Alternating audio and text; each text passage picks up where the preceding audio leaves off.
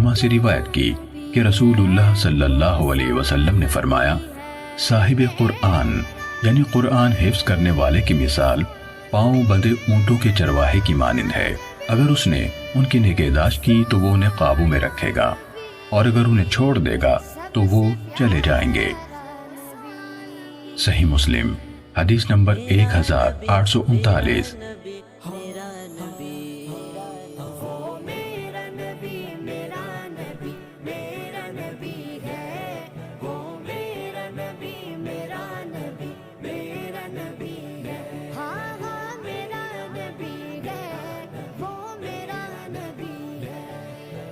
जिसके लिए महफिल कौनैन सजी है, फिरदौस बरी जिसके वसीले से बनी है। वो जिसके लिए महफिल कौनैन